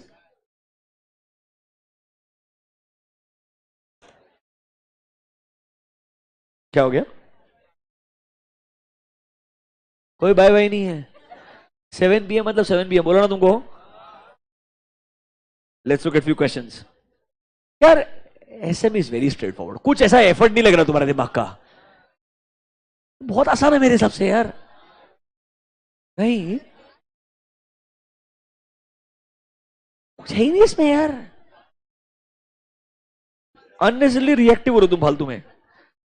होने का जरूरत नहीं इधर. Read question number 3. चलो. It's a good question by ICAI. कभी कभी वापस से जो बहुत आसान होंगे वो क्वेश्चन डिस्कस नहीं करूंगा. जहां पे थोड़ा सा ट्विस्ट हो सकता है, थोड़ा आपको चैलेंजिंग हो सकता है, वही क्वेश्चन डिस्कस करूंगा. Read the question along with me. Ramesh Sharma has 15 stores selling consumer durables in Delhi region. Okay. 4 of these stores were opened in last 3 years. He believes in managing strategically. Oh. And enjoyed significant sales of refrigerator, television, washing machine, ACs. Okay. Till 4 years back. Which shift to purchases to online store. कुछ नहीं, ये physical store run कर रहे हैं. थोड़ा सा sales is driving towards online. तो क्या बोलता है? The sales of his stores has come down and it has come down up to, can you see, to about 70% in last 4 years. मतलब कहने से there's a significant fall. अरे हाँ है ना. Analyze the position of Mr. Ramesh. अरे analyze करने के लिए डेटा ही नहीं है. अरे एनालाइज करने के लिए डेटा ही नहीं है. In the light of question है सिर्फ उसका क्या है. तो कहना इसे पूरी कहानी ना भी पढ़ो तो भी चाहिए उसको क्या, लिमिटेशंस. ऐसे क्लियर है उसको क्या चाहिए. समझ में आएगा मेरा बात. अच्छा वापस से 2 मिनट मेरे बात सुन लेना. आपको मालूम रहेगा बोर्ड ऑफ स्टडीज का आंसर एंड सजेस्टेड आंसर अलग अलग होते हैं. अरे बराबर है कि नहीं है. थ्योरी के अंदर भी ऐसा हो सकता है बट जनरली गैप कम होता है. जनरली गैप कम होता है मतलब जहां पर क्वेश्चन ओपन फॉर इंटरप्रिटेशन हो गया वहां जरूर मे बी वो आपको एक ऑल्टरनेटिव आंसर लिख के दे देगा. क्या लिख के दे देगा? Alternative answer. ताकि बच्चे का अगर थोड़ा जनरल पॉइंट ऑफ व्यू भी रहे तो उसको एक डिसेंट मार्क्स मिल जाने चाहिए. इसलिए ऑल्टरनेटिव आंसर मिल सकता है बट थियरी में फोकस उसका क्लियर रहेगा. उसका अल्टीमेटली क्वेश्चन क्या है? Limitations of strategic management. समझा क्या? अब आइडली तुमने पता है क्या करना चाहिए. इनका छोड़ दो. तुमने क्या करना चाहिए? सबसे पहले लिखना चाहिए मीनिंग ऑफ स्ट्रेटेजिक मैनेजमेंट. सुनो मेरा बात शांति से. ऐसा क्वेश्चन है तो सबसे पहले क्या लिखना चाहिए? Meaning of. सर क्यों लिख लेना चाहिए. मैं बोल रहा हूं आर्ग्यूमेंट मत करो. मैंने उनके बहुत सारे आंसर्स पढ़े हैं. हर बार उनके आंसर्स में वैरायटी होती है but I am telling you the best way. You should first write the meaning of strategic management and then you should write following can be examples of certain limitations. अब देखो बच्चों इसमें क्या है, 2 तरीके हैं. डायरेक्ट लिमिटेशन बता दो. क्या लिमिटेशन लिखा थे कल अपन ने? Cost, time consuming. अरे याद आया क्या? Very difficult to predict your competitors response. अरे and business environment is dynamic and uncertain. Complex है यार सर. वही 4 पॉइंट लिखे थे आपने. टेक्निकली आपका आंसर वो 4 पॉइंट के अराउंड ही रहेगा बट वो कहीं कहीं कुछ सजेस्टेड आंसर में क्वेश्चन का लैंग्वेज इंटीग्रेट कर देगा आंसर में. क्वेश्चन का लैंग्वेज क्या कर देगा? इंटीग्रेट कर देगा. अब इसने सिचुएशन क्या बताया कि फिजिकल स्टोर रन कर रहा था, पहले सेल्स अच्छा था, सेल्स में फॉल आ गया. क्यों फॉल आ गया? क्योंकि there is a shift in the consumers behaviour. There's a shift in the consumer's behavior. Now people are also shifting towards online purchases. So can I say online represents the competitor's response? Online represents the competitor's response. Can I say shift represents change in business environment? अरे हाँ यार ना. थोड़ा उसके basis पे आपको answer को convert करना पड़ेगा बट ओवरऑल अगर आप जो स्टैंडर्ड 4 पॉइंट वो लिख के आते हैं तो मान के चलिए आपको 70 से 80% मार्क्स मिलने चाहिए. 100% का थियरी में कोई गारंटी नहीं दे सकता. आपको बता रहा हूं हर बार ऐसे है कि खुद के आंसर्स अलग अलग होते हैं. एंड स्ट्रेटेजिक मैनेजमेंट तो डेंजरस है क्योंकि एक्चुअली में स्ट्रेटेजिक मैनेजमेंट में ऐसे क्वेश्चन नहीं पूछने चाहिए. हर ऑथर अपने अरे स्ट्रेटेजिक मैनेजमेंट का डेफिनेशन का 5 ऑथर का अलग 5 मीनिंग रहेगा यार. You're understanding my point. वो खुद देखिए ना, कहीं कहीं स्ट्रेटेजिक एनालिसिस लिखेगा, कहीं लिखेगा ही नहीं स्ट्रेटेजिक एनालिसिस. तो you can not really ask such questions but we can be prepared from the best possible manner. चलिए पढ़िए आंसर मेरे साथ में. देखो क्या बोलता है. Sharma ji is facing declining sales on account of large scale shift of customers to online stores. He's trying to use the best tools of strategic management, but strategic management cannot counter all hindrances. मतलब सारे के सारी problem solve नहीं कर पाएंगे, मतलब strategic management के कुछ लिमिटेशंस रहने वाले हैं. रीड पॉइंट नंबर ए, पढ़ो जरा क्या बोलता है. Environment under which strategies are made is highly complex center. Same ही चीज लिखा कि नहीं लिखा उसने, पर देखो आगे लैंग्वेज बदल जाएगा. अब देखो उसने आगे क्या बोला है. Entry of online stores, that is a new kind of competitor, brought a different dimension to selling consumer durables. Online stores with their size power could control the market and offer stiff ये किधर से लिखेगा आदमी. अरे, you're understanding what I'm trying to say. This is not there in ICA module. Can I say what I can write as per ICA module is this? अरे, are you understanding what I'm trying to say? दूसरी जगह limitation के answer में उनका language वापस module से match भी होता है. कुछ कुछ आंसर्स ऐसे दिए हुए. अब ये एग्जाम क्वेश्चन नहीं है, आरटीपी क्वेश्चन है. अरे दिख रहा है क्या? ऐसा आरटीपी छोड़ना ऐसा नहीं है. तुम ऐसा मत सोच, तुम आईसीए को जानती नहीं हो. वो शर्मा जी ऊपर डायरेक्टली सेम क्वेश्चन पूछ लेंगे. अरे मतलब I am just trying to say best way, hear me out. आपने सबसे पहले मीनिंग ऑफ एसएम, 4 लिमिटेशन जो हमको आती वो लिख दी. Then just write a conclusion. In that conclusion try to use the logic of question. In that conclusion, try to use the logic of question and anything extra that you want to add. And anything extra that you want to add. But आपका standard answer ना as module लिख के खत्म कर दो, क्योंकि कोई बड़ा बात नहीं है. शायद जो सजेस्टेड आंसर आईसीए चेक करने के लिए यूज करेगा वो एज पर ICA module as it is आएगा. क्योंकि 99%, 99.99 rather I can say, majority cases में वही स्टैंडर्ड आंसर बनता है पूरा का पूरा. You understanding my point? This is like one of its kind. ये एक्सेप्शन जैसा हो सकता है, बट उसका लॉजिक गलत नहीं है एक्चुअली. देखोगे तो इधर मैं बोलूंगा कि जो क्वेश्चन बनाने वाला आदमी है ना, वो थोड़ा दुनिया से अच्छा कनेक्टेड, उसका लैंग्वेज बढ़ी है. उसने बोला मैं मेरे हिसाब से लिखता हूं, वो भूल गया कि ऐसे चेकिंग ऐसे नहीं करता है. You understanding this? Read number 2. Another limitation that it is difficult to predict how things will shape up in future. Don't you think वही तो चीज ऊपर थी? फिर देखो next. Although strategic management is a time consuming process. आगे क्या बोलता है? He should continue to move strategically and manage strategically. खत्म. Next. Strategic management is costly. वो हेडिंग सारा लैंग्वेज वो यूज कर रहा है, बट अपना कंटेंट जो अपने हिसाब से बदलने का ट्राई कर रहा है. शर्मा जी में कंसिडर एंगेजिंग एक्सपर्ट्स. अरे वही था ना, कॉस्टली क्यों होता है? क्योंकि एक्सपर्ट्स को हायर करना पड़ता है for the purpose of analysis. क्योंकि एक्सपर्ट्स उनको बेटर गाइड कर पाएंगे कि उन्होंने एक्चुअली किस तरीके से अपने स्ट्रेटेजी को लगाना चाहिए. And the stores owned by Sharma ji are much smaller than online store. It is very difficult for him to visualise how online stores will be moving strategically. मतलब it is difficult to predict your competitors response. अरे it is difficult to predict your competitors response. Answer पढ़ने के बाद हालत खराब हुआ कि नहीं हुआ? अपने हिसाब से लिखा है कि नहीं लिखा है?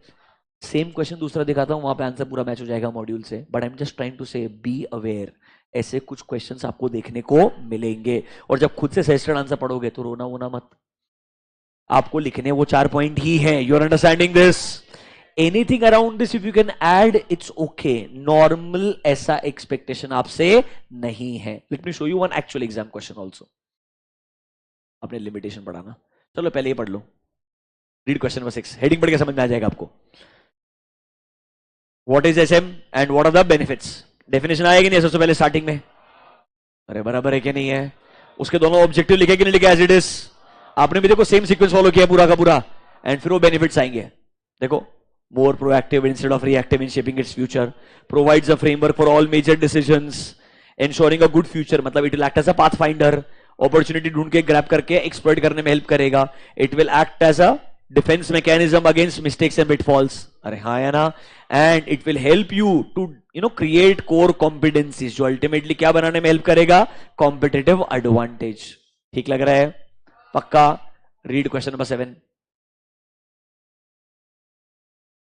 अभी आपका लैंग्वेज पूरा पूरा मैच होगा एज इट इज. अरे समझा क्या?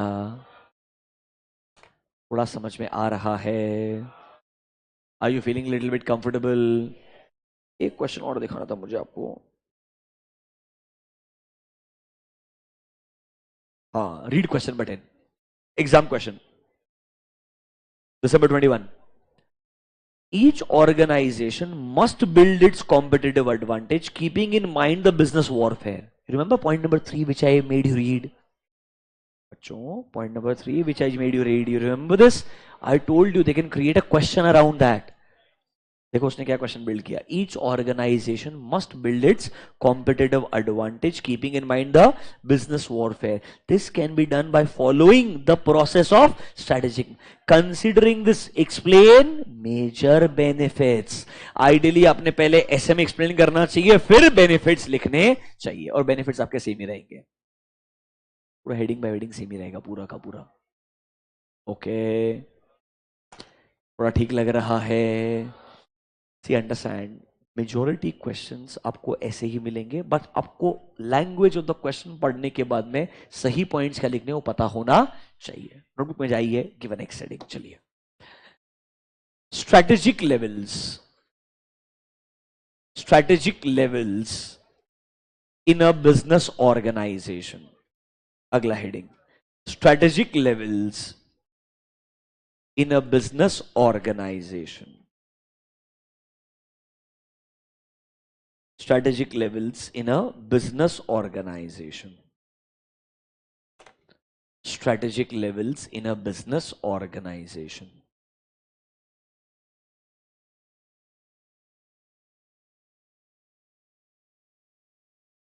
Hear me out carefully. Strategic levels in a business organization. देखो बच्चों, जैसे आपने स्कूल में पढ़ा होगा top level, middle level, lower level, वैसे ही आपको यहां पर थोड़े अलग वर्ड्स मिलेंगे. First one is called as corporate level managers. Second one is called as business level managers. Third one is called as functional level managers.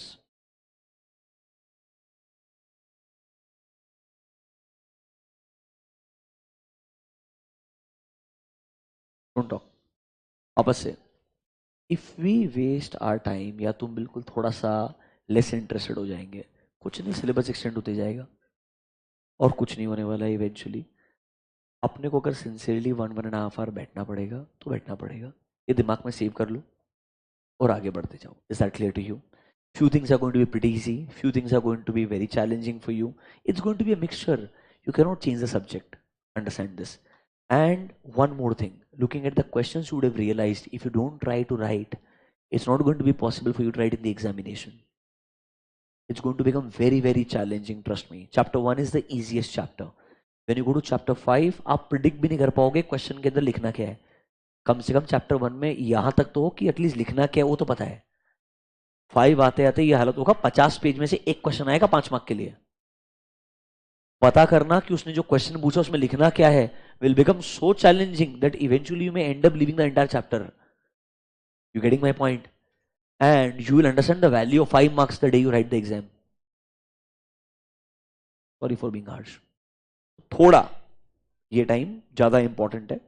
कोई option नहीं. नींद आता है पानी पी लो, च्युइंगम खा लो, और 6:30 बजे तो कैसे नींद आ सकता है पता नहीं. दोपहर में 2 बजे नींद आ सकता है. आई अंडरस्टैंड दैट 6:30 PM सोना मतलब तुम्हारे में बहुत अलग टैलेंट है मेरे हिसाब से. हाँ, वैसे तुम टैलेंटेड हो, मेरे को पता है ये चीज. Without wasting time, let's come to the 3 levels. There are 3 levels. One is called as corporate level, then there is something called as business level, third one is called as functional level. देखो, मेरे हिसाब से काफी theoretical in nature है concept. Reality में levels ऐसे नहीं होते हैं.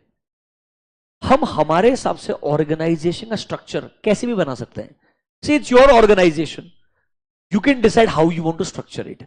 इट्स नॉट अ कंपल्सन कि मेरे को बुक में जो स्ट्रक्चर बोला है वो स्ट्रक्चर फॉलो करना पड़ेगा. ये बस थियोरिटिकली एक बार आपको ओवरव्यू दे रहा है कि बड़े बिजनेसेस में आपको ये top level, middle level, lower level जो है उनके लिए नए नाम मिलेंगे. That will be called as corporate level, business level and functional level. If you take a very simple example, let's say you take the example of a company like ITC.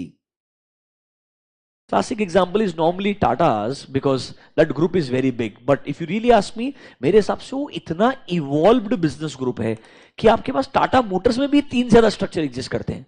Forget about Tata Sons. Tata Sons के अंदर Tata Motors is just one part. See, under Tata Sons you have Tata Motors, Tata Steel, TCS. You're understanding this? मैं बोलता हूँ TCS, Tata Motors, Tata Steel individually इतने बड़े businesses हैं कि उनके structures is also beyond these three levels in reality. So let's take a very simple example of ITC. अब अगर मैं बोलता हूँ ITC कंपनी के अंदर आपके पास में जो सबसे टॉप मोस्ट एग्जीक्यूटिव्स है, क्या है सबसे top most executives? That means I am talking about ITC के core directors. I am talking about ITC के core directors. This will include the CEO of the company, this will include the CFO of the company. फिर have you the word COO, chief operating officer हो गया. फिर जो हमारे take वाले business होते हैं वहां पे CTO होता है, चीफ टेक्नोलॉजी ऑफिसर होता है. फिर आज के टाइम में इंफॉर्मेशन का सिक्योरिटी बहुत इंपॉर्टेंट होता है, सो चीफ इंफॉर्मेशन सिक्योरिटी ऑफिसर भी एग्जिस्ट करता है. मतलब लोग डेजिग्नेशन भी अपने हिसाब से क्रिएट करते हैं अपने ऑर्गेनाइजेशन में. But we can say your top most executives, your CEOs, CFOs, COOs along with certain staff. अब CEO will not take care of entire business. Responsibility CEO पे है, पर उनको ये रेस्पॉन्सिबिलिटी फुलफिल करने के लिए बहुत सारे कॉर्पोरेट स्टाफ का हेल्प लगेगा. किसका हेल्प लगेगा? कॉर्पोरेट स्टाफ का. सो वी कैन से आपके जो टॉप मोस्ट एग्जीक्यूटिव्स हो गए, top most executives plus corporate staff, they will be collectively responsible for entire ITC's business. They will be collectively responsible for entire ITC's business. अब ITC के पास में बहुत सारे बिजनेस एग्जिस्ट करते हैं. लेट्स से मैंने बोला आपका एक बिजनेस है टबैको बिजनेस. कौन सा बिजनेस है? Tobacco business. आपके पास दूसरा FMCG बिजनेस एग्जिस्ट करता है. अरे बराबर है कि नहीं है? आपके पास इसके अलावा एक पेपर बिजनेस एग्जिस्ट करता है. कैन आई से ऐसे मेरे पास अलग अलग बिजनेसेस हैं. अब ये हर बिजनेस का भी अपना एक हेड होगा. हर बिजनेस का भी क्या होगा? अपना एक हेड होगा. तो नॉर्मली ऐसा बोलते हैं ये जो सबसे ऊपर top most executives and corporate staff हो गया, they are called as corporate level managers. They are called as corporate level managers. उनके अंडर बिजनेसेस आते हैं सारे के सारे. Now in every business, let's say I talk about FMCG business. मेरे FMCG business के अंदर मेरे पास में एक सेपरेट मार्केटिंग डिपार्टमेंट होगा. क्या होगा? एक सेपरेट मार्केटिंग डिपार्टमेंट होगा. मेरे पास एक separate let's say HR department रहेगा. मेरे पास एक सेपरेट सेल्स वाला डिपार्टमेंट रहेगा. मेरे पास सेपरेट एक परचेज वाला डिपार्टमेंट रहेगा. कैन आई से all these departments? I may have a separate R&D, research and development department. ये सब लोग एक्चुअली कहलाते हैं फंक्शनल लेवल मैनेजर. क्या कहलाते हैं? Functional level manager. बट इनको कंट्रोल करने के लिए कोई ना कोई FMCG का हेड रहेगा. कोई ना कोई क्या रहेगा? FMCG का हेड रहेगा. एंड उनके साथ में भी कुछ लोग रहेंगे जो लोग उस बिजनेस को कंट्रोल करने के लिए रिस्पॉन्सिबल रहेंगे. These people will be called as business level manager. Basically वो बोलता है आपको ना 3 ब्रॉडर कैटेगरीज में ऑर्गेनाइजेशन को डिवाइड करना है. सबसे टॉप मोस्ट लेवल क्या कहलाएगा? Corporate level. फिर हर बिजनेस के लिए हैंडल करने के लिए कुछ लोग रहेंगे, they will be called as business level managers, जो सिर्फ उस बिजनेस के लिए रिस्पॉन्सिबल रहेंगे.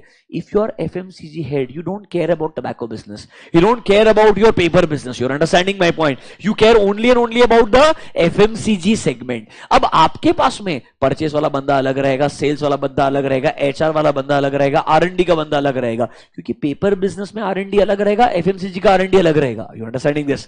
It doesn't have to be common. Can it be common also? Yes, depending upon the business. But हम यह अज्यूम कर रहे हैं बिजनेस इतना इवॉल्व हो गया है कि हर इंडिविजुअल प्रोडक्ट का जो कैटेगरी है ना, FMCG खुद as a separate business run कर सकता है. जैसे आपने सुना होगा ITC ने होटल का डीमर्जर कर दिया. ITC ने होटल क्या कर दिया? Demerger. Can I say hotel was also part of ITC only? Demerger मतलब hotel will run as a separate business all together. तो कहना है इसे अब होटल का अपना खुद का कॉर्पोरेट लेवल होगा. अब होटल का खुद का क्या होगा? Corporate level. होटल के अंदर भी there can be hotels owned by ITC. There are hotels which are only managed by ITC.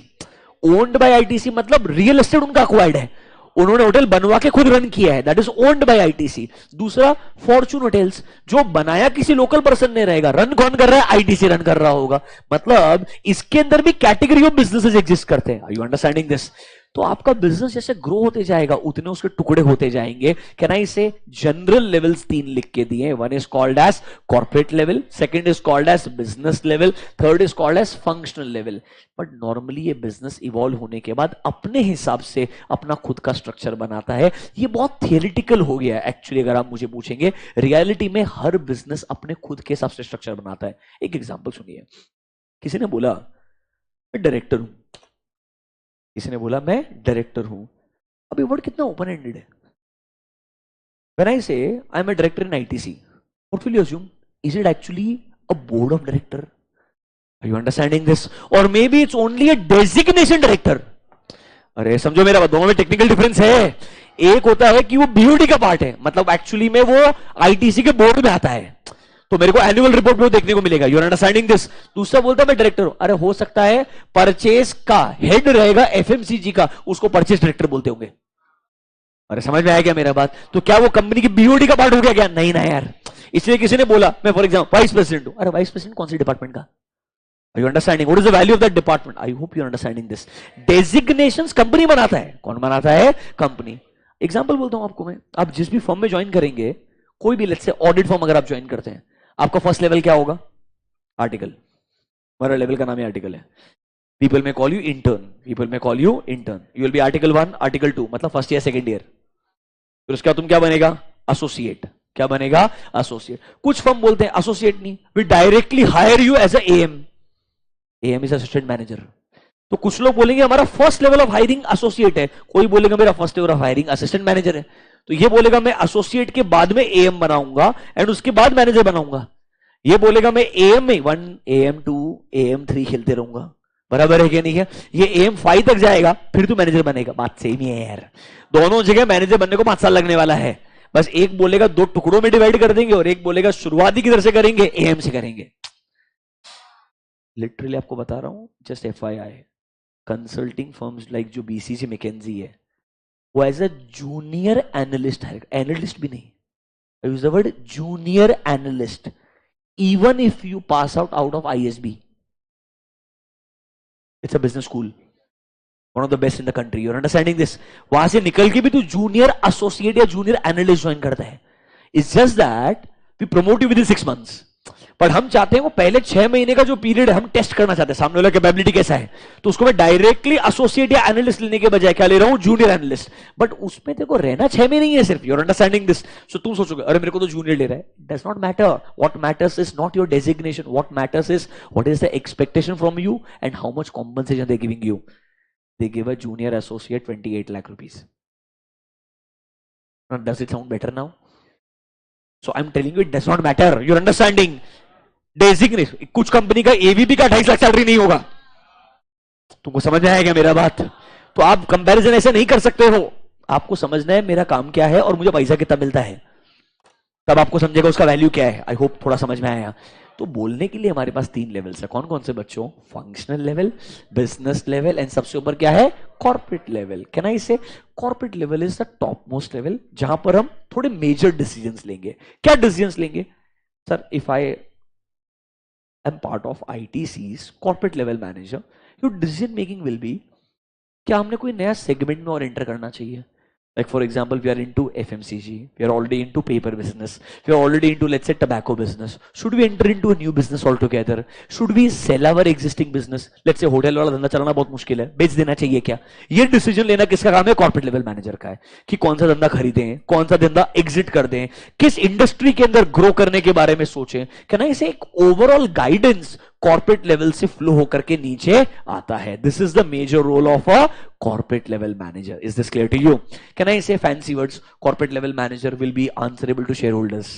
आपके जनरल मीटिंग्स वगैरह में can I say they are going to present the annual report, they are going to answer the questions of our shareholders. आपने इस बार सुना होगा con calls, conference calls, वो attend करेंगे। मतलब कैन आई से इनका काम है एक तरीके से जो अल्टीमेट ओनर्स है शेयर होल्डर्स एंड जो कंपनी है उनके बीच में जो गैप है ना उसको ब्रिज करने का। ये जो गैप है उसको क्या करने का? ब्रिज करने का। This is the role of my corporate level manager, this is the role of my corporate level manager. अब अगर मैं बच्चों बात करूं बिजनेस लेवल मैनेजर का, लेट्स से तुम रिस्पॉन्सिबल हो टबैको बिजनेस के लिए आईटीसी का, you are responsible only for tobacco business. Don't you think you will think only about the growth of tobacco business? तुमको फर्क ही नहीं पड़ता है कि ITC as a company tobacco से डाइवर्सिफाई कर रहा होगा। You know ITC was heavily dependent on tobacco business, तो उन्होंने डाइवर्सिफाई करने के लिए एफएमसीजी लेके आया। हालांकि उन्होंने होटल भी लाया डाइवर्सिफाई करने के लिए, वो कैरिड अवे हो गया था मेरे हिसाब से। बट कोर डाइवर्सिफिकेशन मालूम है क्या, एक जगह पे ज्यादा फोकस नहीं होना चाहिए, थोड़ा सा आपका रिस्क कम होने के लिए आप दूसरे बिजनेसेस को टारगेट करते हो। तो टबैको से दूर जाने के लिए एफएमसीजी लेके आया। बट इसका मतलब है क्या, अगर मैं टबैको हेड हूं तो मतलब ये आईटीसी सीरियस नहीं टबैको बिजनेस के बारे में, नहीं, ITC is dead serious about tobacco business. वो बोलता है इधर लॉस नहीं करने का है, ये मेरे लिए प्रॉफिट मेकिंग बिजनेस है, I want to keep making money, but हाँ I don't want to rely only on tobacco. तो कॉर्पोरेट लेवल सोचेगा कि टबैको के ऊपर सिर्फ रिलाई नहीं करना चाहिए, दूसरा धंधा भी ग्रो करना चाहिए। पर तू अगर टबैको बिजनेस को रन करता है तो तेरा फोकस तो सिर्फ टबैको बिजनेस के ऊपर ही रहेगा ना यार। तू ये सोच के बुरा नहीं फील कर सकता है, अरे एफएमसीजी को बहुत सपोर्ट मिल रहा है, मेरे टबैको धंधा का क्या होगा। डू नॉट फॉरगेट, ये धंधा है इसीलिए वो दूसरा चीज सोच रहा है। अरे पैसा इधर से आया असली, तो अगर इधर से पैसा आया है, कोर बिजनेस आसानी से आदमी एग्जिट नहीं करता है unless that business becomes loss making business. So if you can run this business properly, why would you want to exit any business easily? You're understanding this? तो can I say business level manager सिर्फ उस business के बारे में सोचता है कि हमें इस business में क्या और नए प्रोडक्ट लाने चाहिए, क्या कोई और नई सर्विसेज प्रोवाइड करनी चाहिए, मार्जिन्स कैसे इंप्रूव करने चाहिए। वो थॉट प्रोसेस किसका होगा बच्चों, बिजनेस लेवल मैनेजर का होगा। अब उससे भी नीचे आते हैं, you are part of a function, the word is functional, मतलब there is a function. Example, marketing is a function, HR is a function, procurement और purchase is a function, research and development is a function। अगर किसी ने बोला you are part of sales, I am a sales employee for ITC, तो question number 1, what do you sell for ITC? मतलब ITC के पास तो 100 product है, तू बेचता क्या है ultimately. You're understanding this? Then you say no, I am a sales in charge for their paper business। For which business? Paper business। Example, Tata का green tea आता है, उसका डब्बा आईटीसी बनाता है, तो वो बोलता है आईटीसी के पेपर बिजनेस के अंदर मैं एक सेल्स वाला मैनेजर हूं जिसका काम है टाटा जैसे बिजनेसेस को प्रोडक्ट बेचना। You are not just a normal और ordinary sales manager. Understand this difference है दोनों के अंदर। I hope you are understanding this. एक क्लासिक एग्जांपल बोलता हूं जो मैंने एक्सपीरियंस किया था। You know Godrej, they make furniture and Godrej के इंटीरियो करके एक चेन है, चाहे वो खुद फर्नीचर एक्चुअली में आपको कस्टमाइज करके बना के बेच के देता है। काफी साल पुराना बात है, आई थिंक 2018 2019 का बात रहेगा। तो ऑफिस फर्नीचर के लिए वी वर एक्सप्लोरिंग ऑप्शंस, तो हमको बहुत सारे लोकल वेंडर्स के नाम मिले। अब ऑब्वियसली लोकल वेंडर से जब आप मिलते हो वहां पर एक्चुअली सेल्स करने का ट्राई कर रहे हैं, विजिबल है, they just trying to sell you product, you are understanding this.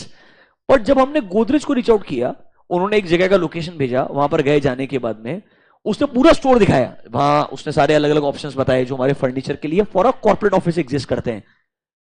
जो पर्सन इंचार्ज था ना, वो आपको देख के समझ में आएगा, he was the manager incharge for that entire store, manager incharge for entire store. Although his designation is sales manager only, his designation is sales manager, but for entire 1.5 hour he did not even tried once to sell us something. He just showed this is what Godrej does. Lot of people don't even know that Godrej actually में ऐसा furniture customise तरीके से बनाता है। Majority लोग local vendor के पास में जाते हैं, हम ये फर्नीचर बनाते हैं, आप अगर ऑर्डर प्लेस करेंगे पूरा कस्टमाइजेशन करके जैसा आपको चाहिए वैसा प्रोवाइड करेंगे। ना उसने प्राइस बताने का ट्राई किया, ना डिस्काउंट बताने का बात किया, ना कोई बात किया। कैन आई से देयर आर सर्टेन बिजनेसेस जहां पर वो डेजिग्नेशन के अंदर भी रोल अलग होता है। वो बोलता है जो अग्रेसिव बेचने का काम है वो इसका है ही नहीं, वो काम है लोकल फर्नीचर वालों का। अब लोकल फर्नीचर वालों से भी गोदरेज का टाइप है, वो उनको बोलता है you have our dealership, do you get my point, तुम अग्रेसिवली बेचो, मेरे स्टोर में मैं अग्रेसिव नहीं बेचूंगा। अरे are you understanding the difference? मेरे स्टोर के ऊपर it's more about showcasing the product, it's more about showcasing the product. Another example, OnePlus store on FC Road only, FC Road नहीं JM Road, पर अगर तुम वहां पे store पे जाओ, शायद आपको नॉर्मली जो मेरा इनिशियल एक्सपीरियंस था, आज का नहीं बोल सकता हूं मैं, you actually stand in the store, their objective is not selling the product, their objective is telling you how product looks like, it is created for customer experience. You are understanding this? मतलब वहां पर आपको sales का aggression कम देखने को मिलेगा और आपको प्रोडक्ट का यूटिलिटी बताने का ज्यादा फोकस किया जाएगा।